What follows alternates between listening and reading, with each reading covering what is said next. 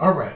So thank you guys again for joining the call today on Seller Referral Leads Training. Now this is one of the training coaching calls that we're going to be doing on a weekly basis, because one of the things that we really want to do is to make sure that the agents that's getting the referral leads are very well suited to receive the leads, make the phone calls, be sourced with the right technology, equipment, and the tools it takes to convert that lead into a client, into a raving fan.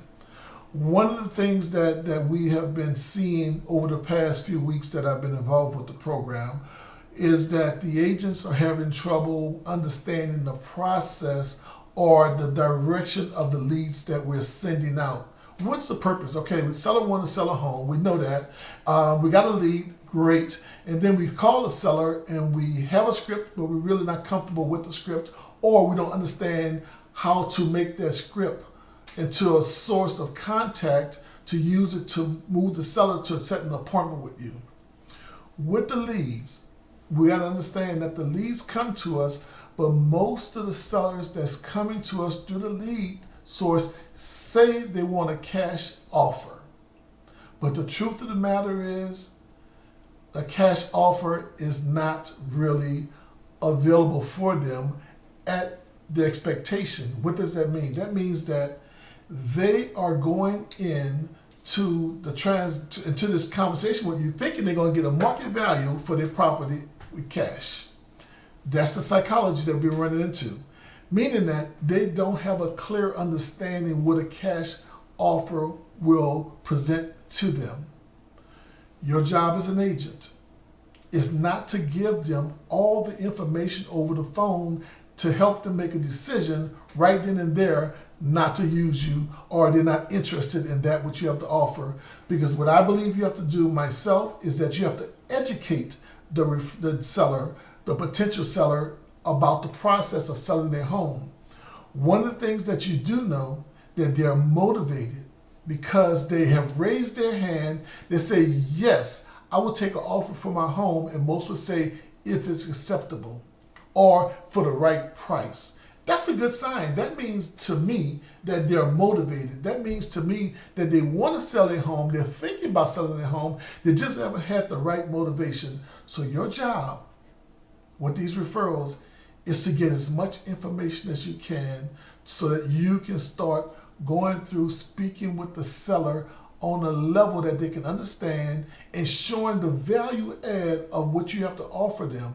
So we call that having your ammo stacked, or stacking your ammo. So I'm going to screw through a couple of slides here that I went over already, and I'm going to pick up where I left off from last week. Go through the slides and get there for you guys. Okay, yeah, here we go. Okay, so where we are here is that we have to understand this here, that most of the sellers going to want cash, but they really want market value. So what you have to understand is this here. You're going to meet with that seller to get a listing. You prepared to give them a cash offer, but your ultimate direction is to get the listing, because 94% of them or more will not take the cash offer. That's a problem. You know that's the problem before you walk through the door. So what you want to do is be prepared when you meet with that seller with the information that you need, the tools in your tool bag stacked pretty good, your listing presentation, your listing contract, and all the things you need necessary to seal the deal on the first visit. Now, if you've been doing the training with Daniel or with the World Kappa system of listings, you know we get the contract signed and then we start talking about price. We know that to be a fact. But with these sellers, you must go through the door with enough information. Hold on, somebody else is waiting to get in. With enough information so that the seller can make an informed decision prior to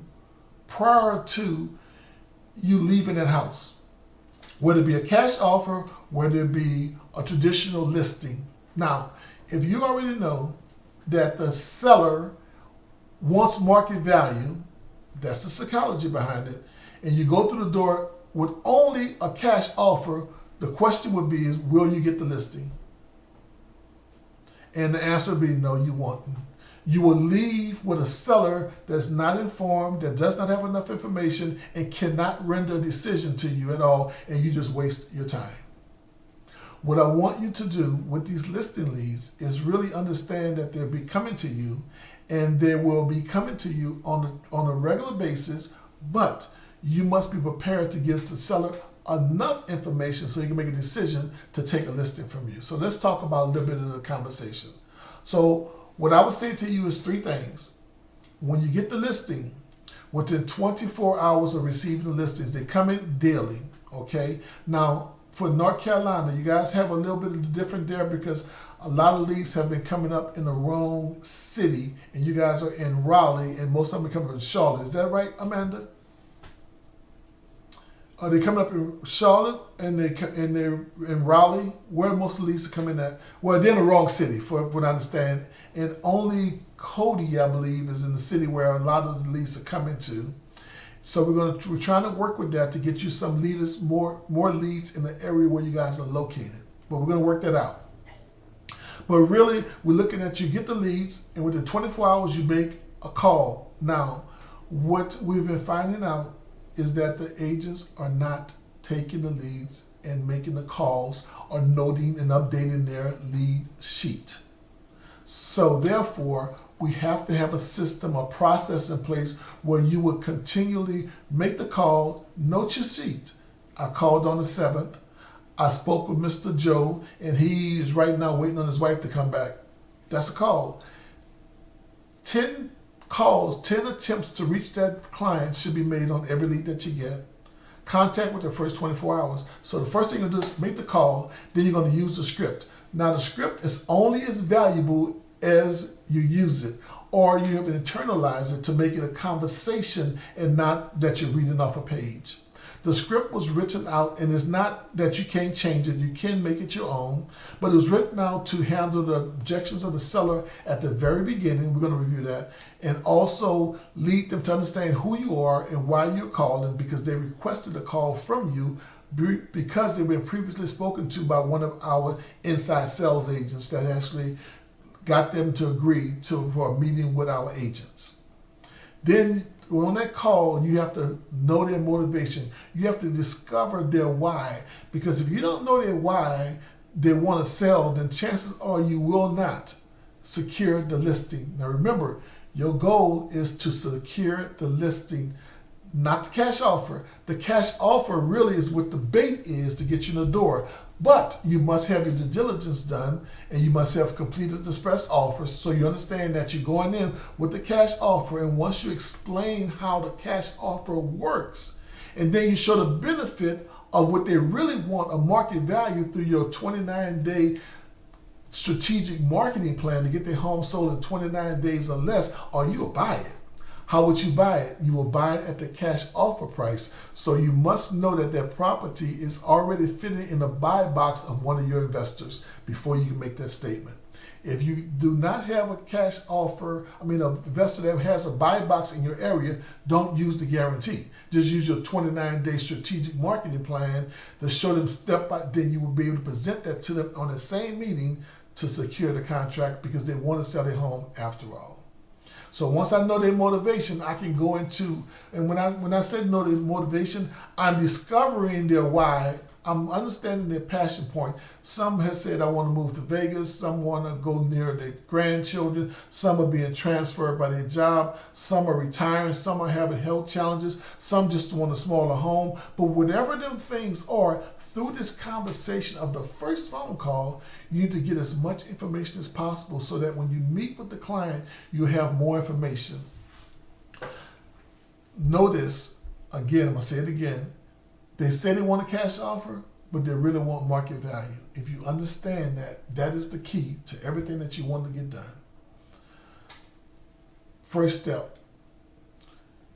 This is a quote here. You should first seek to be understood, and then understand, and then understood. So understanding their reasons why is the most important part of that first phone call.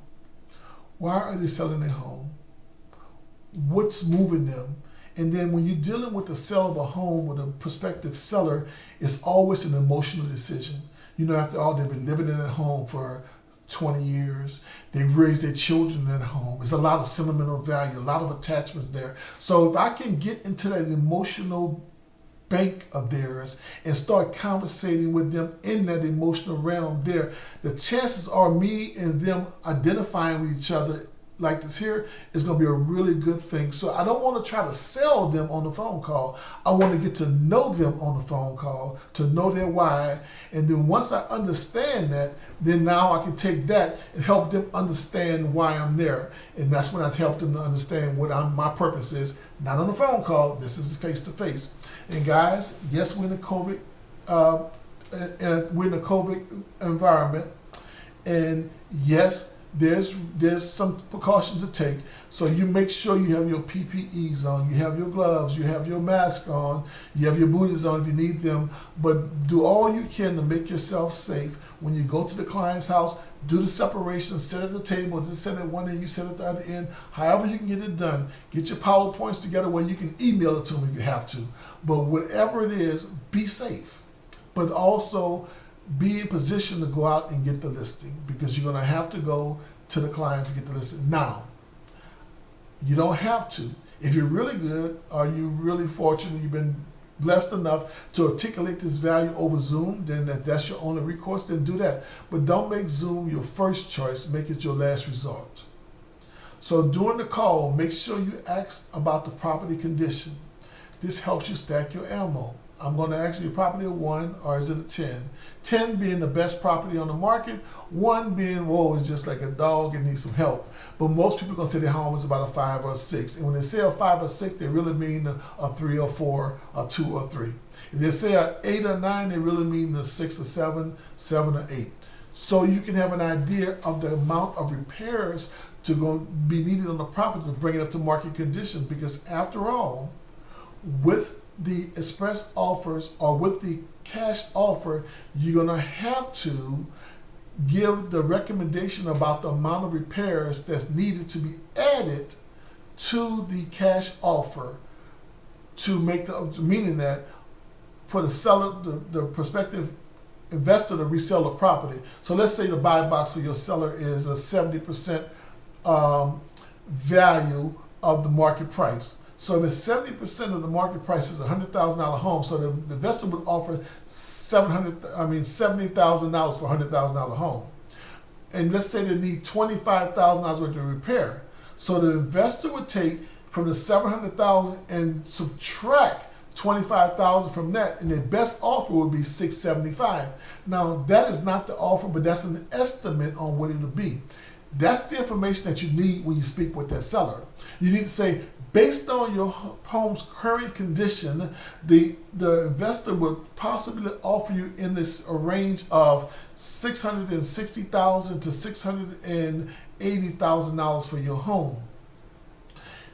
Being that this is the condition of your home, because their purpose is to resell the home on the open market, plus the cost of repairs and the cost of sale to get the home sold and their profit margin. Now, as you know, Mr. Seller, all investors buy homes for cash, assume all the risks, take all the responsibility of repairing the property, do all the work, and therefore they can offer you a discounted price and still make a profit. You can see what the investor's thinking when they look at your home. And they say, yes, I do. I say, but we have options for you. That does not work for you. How do you feel about this cash offer that will be coming to you shortly from one of our investors if they accept your home? And they say, well, I'm not really sure, because you already know when you walk through the door, they want what? Market value. You know that, but you're asking this question anyway, but you're prepared. You're like, oh, hot dog. They don't want the cash offer. Now you say, well, you know what? We have options for you, Mr. Seller. And then you bring out your listing presentation. You bring out the things that you're good at, because we take judicial listings all the time. Questions you can ask the seller. Any structural changes in the property, any major improvements that you did to the property, in the last time you upgraded, things of this nature here. And this is the key with this question here, guys. Start asking after about the third or fourth question, because you're going to check the property out anyway, but you really want to get into the personal side of it. This is where you stack the ammo for your closing. Know what their future plans are. If you get your home sold, Mr. Seller, do you have any way you planning to go to next? Or are you family? Ask questions if you can. You feel comfortable. Ask about children, marriage, family, grandkids. Get into the emotion, because people love talking about themselves. Find out the personal things that you can find out, because that's part of your closing. You understand where their passions are and where their motivations are, and you're looking to buy another home because things like this here line up. And once you ask all the questions, it will tell me, where would you go next? Oh, do you have family there? Oh, great. Well, how many grandkids do you have? And just be quiet and be patient, because this is the most important part of the call. Just let them talk, and they get tired of talking, and you have your pencil out writing the information down, because this is your ammunition that you're going to use. So when you start presenting your presentation to them, you stay in the arena of the emotional and a passion to help move them to the sale of knowing the urgency of getting their home sold, so they can get closer to their family. They can get to their job, the relocation time. They can get a smaller home because they can't get up and down the stairs as much as they were because of the arthritis, or whatever that may be for them. That's what you need to know, because that's the part that will close your transaction with the seller. Know their plans. The next thing I would suggest to you is that you would set the appointment, be prepared, you asked all the questions. This is what you're going to bring with your appointment. You're going to bring a comparative market analysis. Now listen, guys. You don't have to go out and do a detailed CMA. In fact, you want to be as general as possible with this here, but you need to have an idea of what the market value of the property is. So I use this site called NRPR.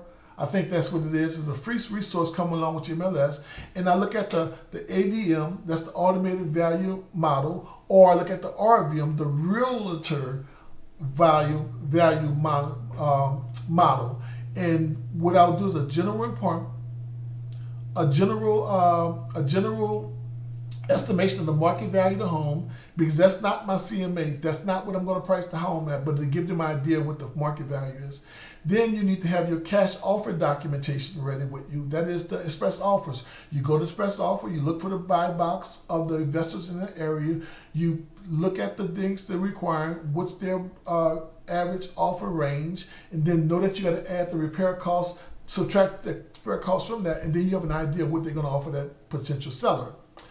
Have your listing presentation already pre-filled out, ready to go as if you're going to list the property. Because if they take the cash offer, you need to make sure you have a compensation agreement together with your listing presentation.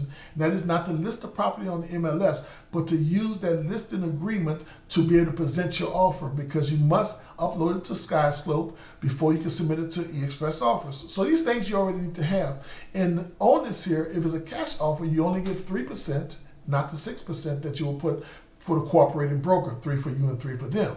So have that ready. You can pencil these things in, but have the big information on the listing contract. Now, also, you want to be prepared with your listing presentation. All the things that make you shine, your videos, your estimated value of the property at current market position, because this is really going to make you shine in the eyes of the seller. You understand their problem because they told you already in the first phone call where they want to go, why they want to move, and what they're going on with their family members, and or their health, or their job, or their finances. And right now, during COVID, a lot of people that own investment properties are hurting, so they want to unload these properties. That's the motivation for most of them. So when you know these things, and that's your listing presentation, that's when you start bringing these things back up in the conversation, not in a 1, 2, 3, 4, 5, you said. No, in conversation dialogue, and let them regurgitate it back to you again, because if it's important to them and if it's passionate about it, they'll tell you that story all over again about their grandkids, all over again about their job, about their finances, about their health, about their whatever that may be. They'll tell it to you again, and you be patient and you listen and you affirm what they're saying. You shake your head and you agree with them, and then you show them the solution to the problems that they already give you through their giving you more information about themselves. Now, What am I going to do? I'm going to be ready for the cash offer. But I know that they're not going to take my cash offer 94% of the time, and I have to have a stellar listing presentation ready. I have to know my slides, know how to handle objections, know how to give them the information they need to make an informed decision to take my offer to list their property. That's the most important thing to do. And if you stack your ammo correctly, you're going to be able to do that without any problem at all getting a listing from the people. So what's your job? Let's go back over what we spoke about. Get the listing assignment. Within 24 hours, reach out to make contact. Over a 14-day period, 10 business days, you're going to make a minimum of 10 attempts to contact that seller. Each time you make a call or make a contact to the seller, you're going to note the comment section. That's column C of your, I'm getting ahead, of the sheet that you have, so that we can help you move past that, or move past the seller if they're not interested, or help you with any struggles that you may have. Our goal is to help you get at least 40% of every listing assignment that you get that's willing to engage you with a conversation as a listing. That means that if they set the appointment with you, you should walk out with 4 out of 10 of the listings. That's what I think. You should walk out with 4 out of 10 of the listings.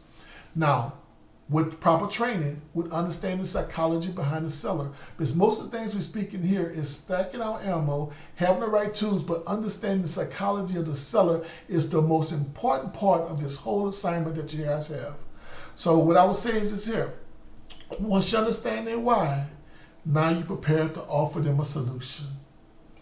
You understand what their troubles are. Now I'm going to be able to articulate to them, and not my script, but me being a great agent and understanding people, I can speak to the things that's most important to them and let all of the points that I need to make go away. Meaning that sometimes we will just go through a script and it makes no sense, and we still gonna give it because we don't know where to go at. But if you prepare with your ammo directly, you can be totally off script, but speaking to the emotional point in their heart, they'll move to agree with you and list their property if you understand them. That's why it says seek first to be understood, understand, then to be understood. So once you understand them, now you know how to help them make a clear and decisive decision about selling their home. Because after all, they did invite you in. After all, they did say they would take an offer on their home if it's the right offer. So you know they have a desire to sell. Now your job is to make it happen. So your goal, again, is to list their property, period. That's it. So you go through with the listing in mind. Excuse me.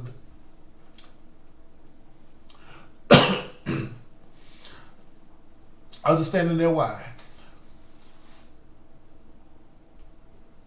Now, we're giving you guys the script.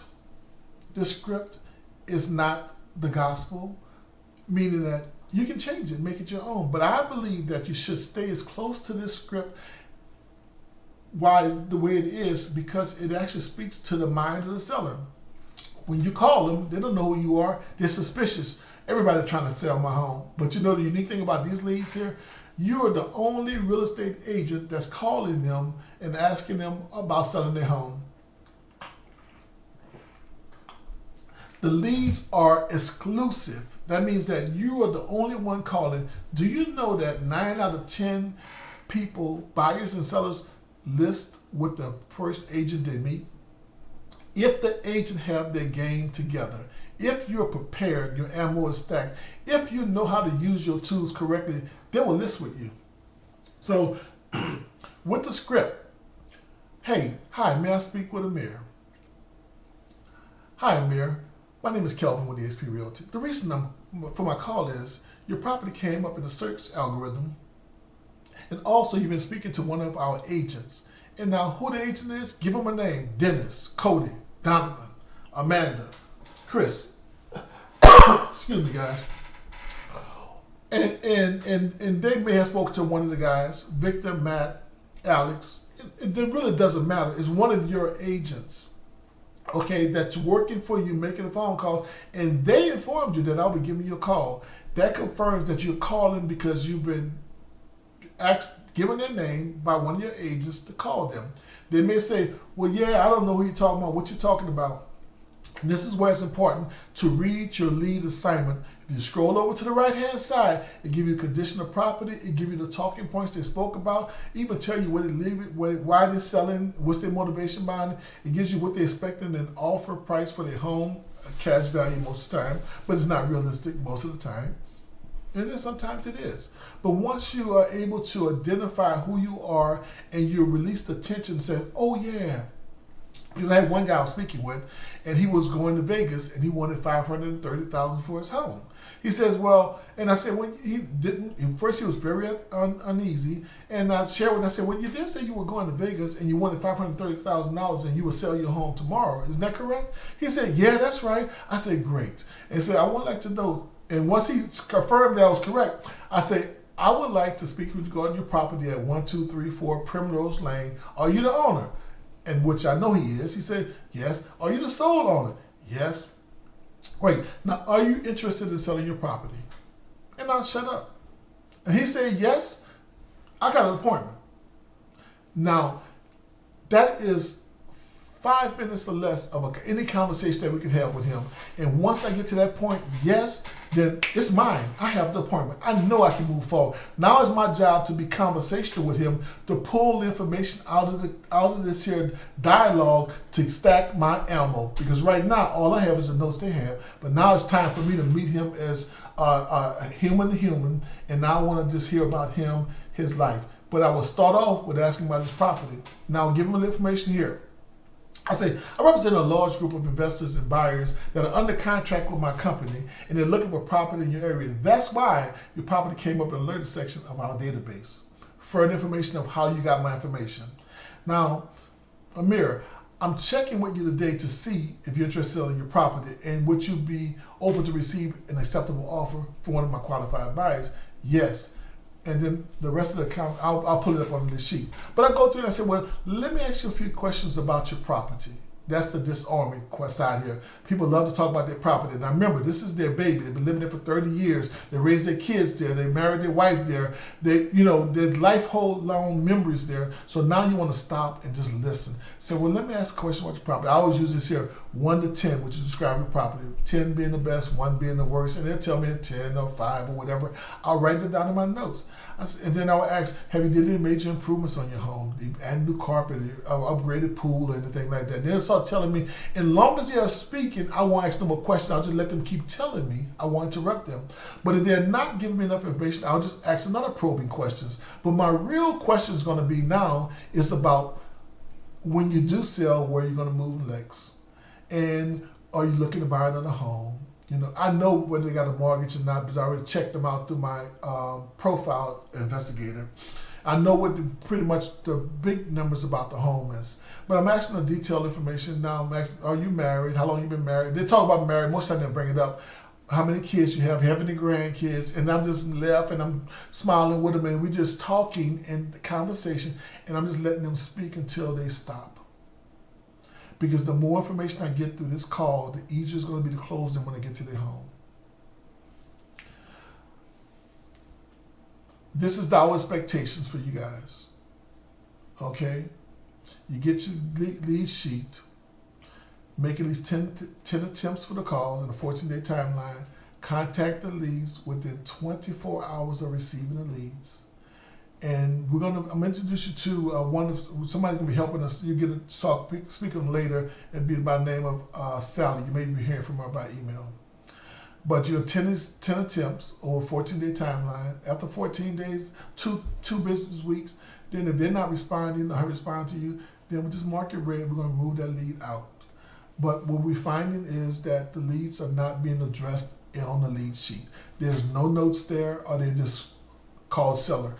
We want you to say, on 8/3, I called the seller, no answer, left a message. On 8/4, I called the seller, spoke with his wife, he wasn't available. 8/8, and then that's the detailed notes we want.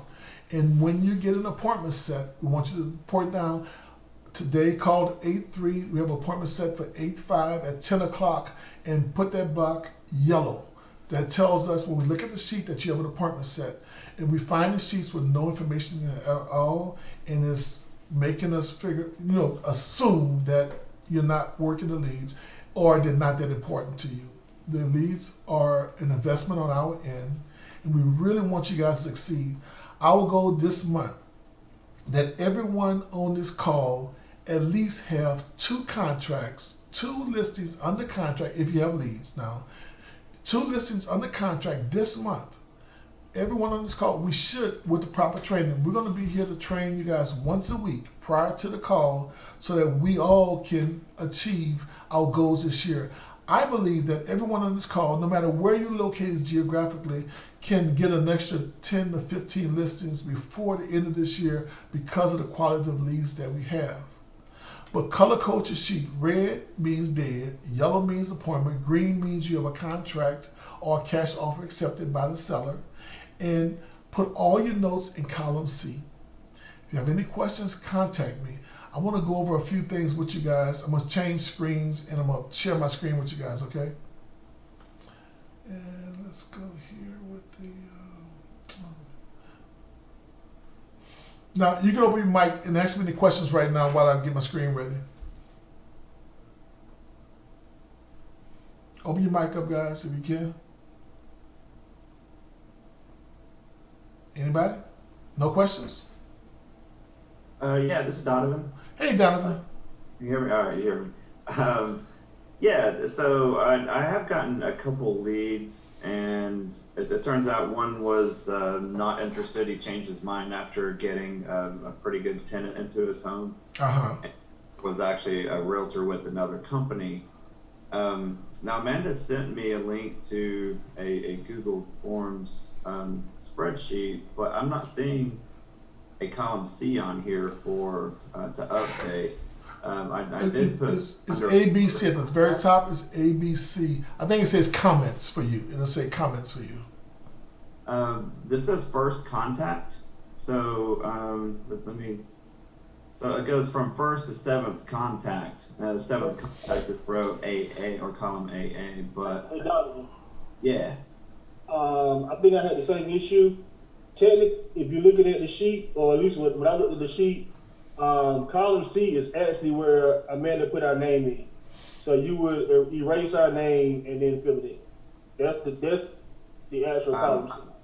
Okay, so I see column B says comments, and then yeah, my name is there. So as opposed to putting my comment under first contact, what we spoke about, it's best to put the comment in that field then. Okay. Yeah, wherever your name is at on it, Donovan, that'll be the place where you would have your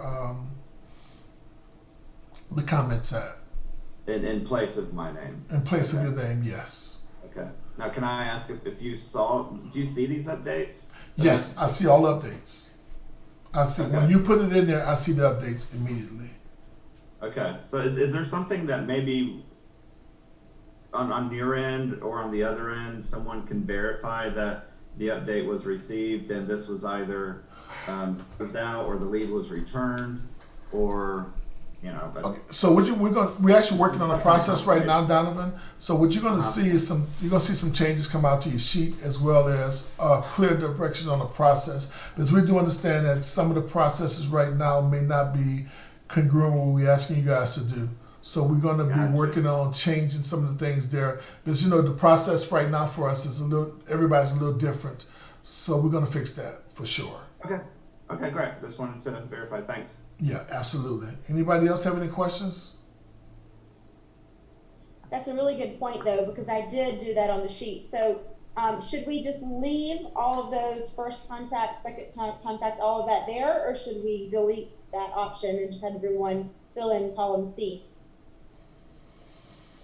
No, you're saying, I quite understand. So C, yeah, on the outside here, column C is where we put the notes. Now it's going to change, guys, because I got somebody working on it right now, and it's going to change. So don't be really, it's going to change. Just leave it like that. It's going to change. So don't worry about doing that right now. When I'm saying use column C to put your notes in for me to find it without looking for it, but it's going to change probably this week. Okay.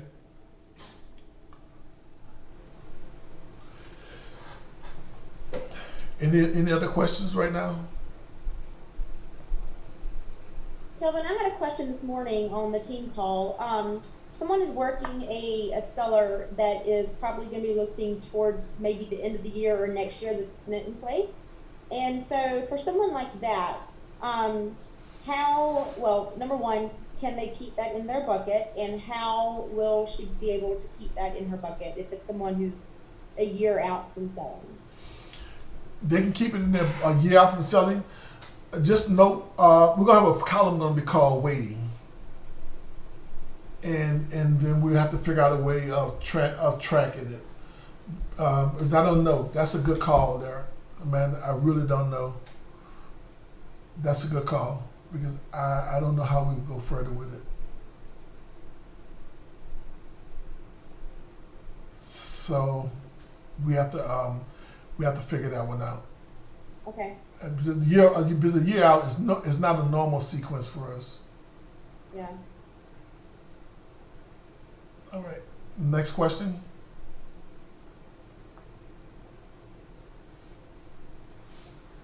Nobody else? If no one else has another question, Okay. I'll ask. I got a lot of questions this morning on my team call. Okay. So there was another question. If because obviously we're arming our agents to go in with multiple different options for the sellers, right? So let's just say one of the options is a lease option, right? So it's not necessarily getting listed. It's being offered as a lease option with the down payment, and then the tenant moves in. Obviously, let's just say there's a $20,000 down payment. So how, and you may not know the answer for this, but it's something that we probably need to kind of speak into a little bit. How would we pay the other company and do the referrals and all of that if it's not an actual listing? If we're going about it and getting creative with the deal. Okay. So it end up dealing with gross commissions. So on the receiving agent side, there's a gross commission, and then that's the split. Gotcha. Okay. So whatever the commissions gross commissions disbursement is, that's where there will be the split come from that side of it, whatever the dollar amount may be. That's the best answer I have for it right now, unless there's something else. Yeah. Okay. Yeah. There's so much detail to this. Okay, so we can speak into it though.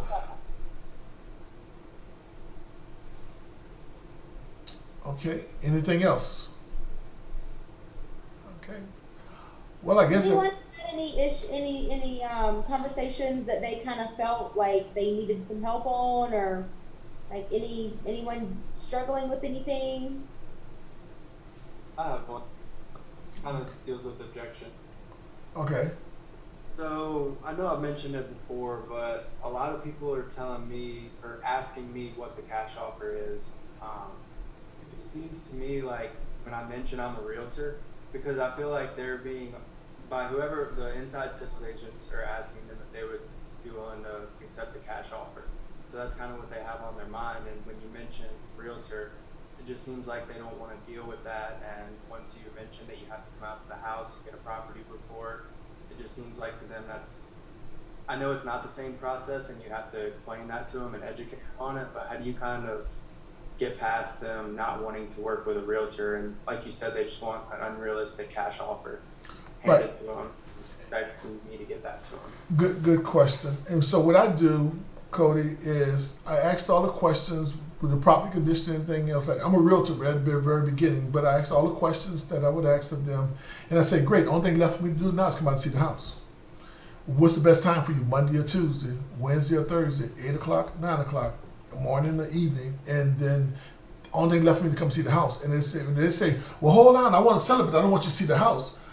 I said, well, I can understand how you feel, Mr. Seller, but you can understand my investors, because I represent the investor, that they want to know the property conditions. So my job is to come out visually, see the property, see your improvements and the benefits of your home and the features, so I can properly explain to my investor, and then at that point they'll consider sending an offer to your home. Without seeing it, there can be no offer. So what's a good time for you to come out your home? Monday or Tuesday, Wednesday or Thursday, 8 o'clock or 9 o'clock. I go right back to the close.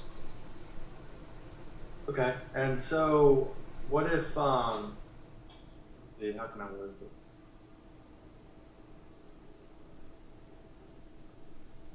Let me come back to it. Okay, and see, the thing here, Cody, is that when you get past the questionnaire about asking about the home condition, and then they're telling you about the family, and telling you about their why and stuff, the resistance level have dropped down to almost zero at that point.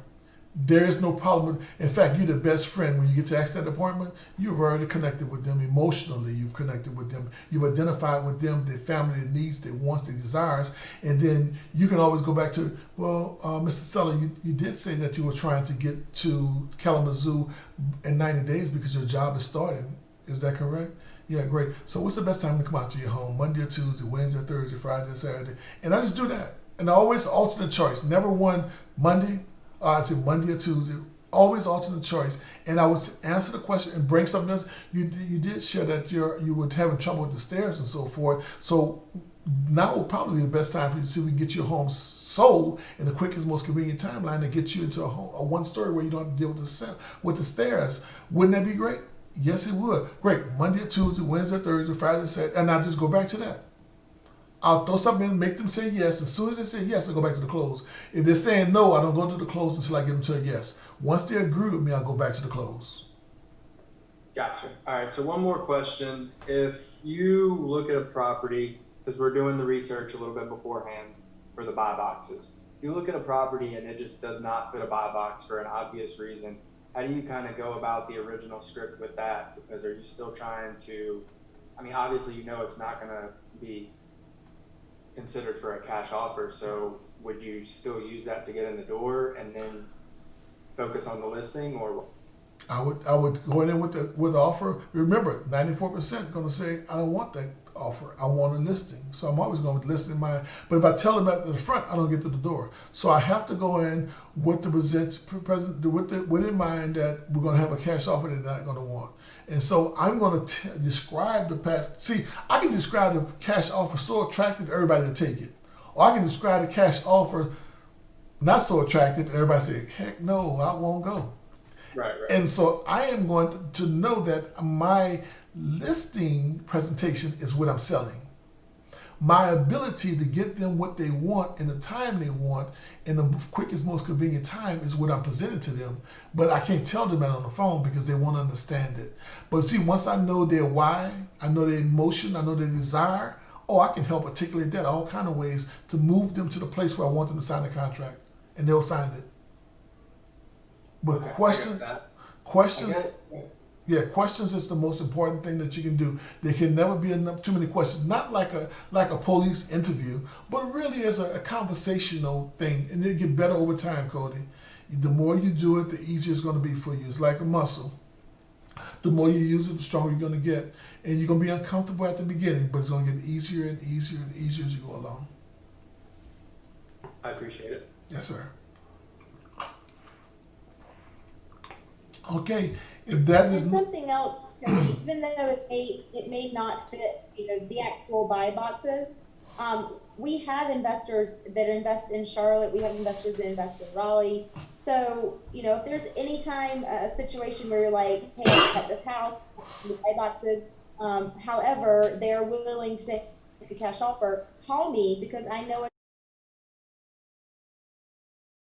and probably put an offer in on it. Most 100% put an offer in on it. They may not like it, but they would put an offer in on it. Okay, perfect. And Cody, the thing is here, what you presenting them is not as much as Express Offer is going to give you an offer. Any cash buyer will give them an offer around the numbers that you're talking about. It'll fit any cash buyer. It may not fit ours, but I guarantee if you take a property and you find you just call an agent like Amanda or anybody in your area, say, man, looking for an investor, got a property that fits this area here. Who would like to take a look at this property? You'll get somebody to put an offer on it. Like Amanda said, they might not like it, and the chances are 94% your seller will reject it also.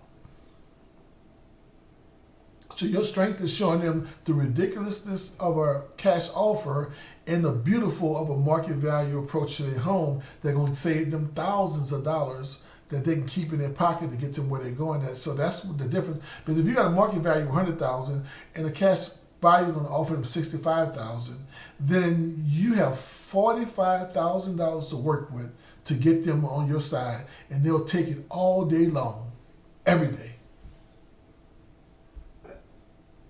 Yeah, the real reason for this is to get you in the house. You just got to get in the house and start building that relationship with them, and let them know, like, and trust you, right? That's And it. at that point, they're going to, and you're being honest, about this low ball cash offer. Like, oh my God, you're going to throw away $40,000 if you do this. Like, I'll do this for you, but hey, if you let me list it over here, then you'll be able to walk away with additional $20,000 after all the real estate fees are paid. And so at that point, they like you and they're going to trust you to list the property. That's exactly That's right. what we're going for. And you're going through, with all honesty, this is what it looks like, but we have options for you. And I looked at it, and after speaking with you, Mr. Seller, didn't look like this was going to meet your needs. But look at this option here. This would net you, now you're going from that place of like tragedy for them to say, I can get you what you want. It's going to take me about 29 days to get it done, but I can get you what you want. Let me show you how we're going to get this done. And you lay out your strategic marketing plan, what you're going to do to sell a home. You, Cody, and I know that everything you put on the market today, because it's so tight, going to sell in a week or two. If that. Yeah. If you price it right. Now, your job is to make sure you price it right. And if you follow our system, proven system on how to price it properly, you're going to sell everything you put on the market above what you listed it at. You price it right. Yeah. Any other questions, guys? Well, okay. I think that will cover this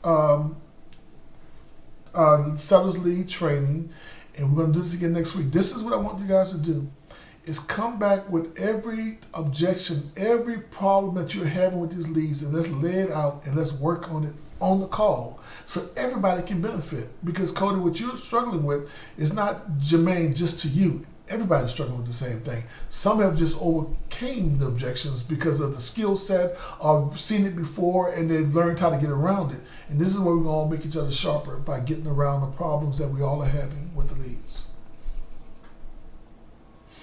So all questions are good questions.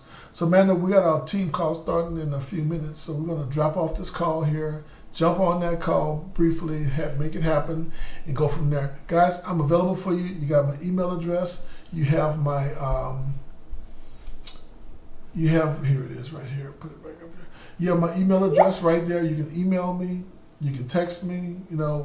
Call me. And if I don't have the answer, I get the answer.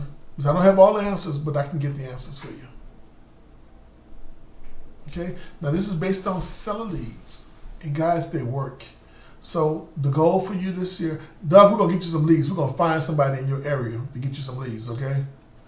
You got to move to where Cody's at. We're going to load you down. That's the.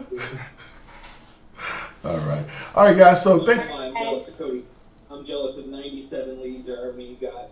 I'm jealous of that. I think I've had 3. Yeah, and it's just area, it's area, because I know you're hungry for them, and we're trying to make corrections on that. So they're going to start coming by. Okay. Right on. All right, guys. Thank you again, Amanda, and we will see you guys next week on the call.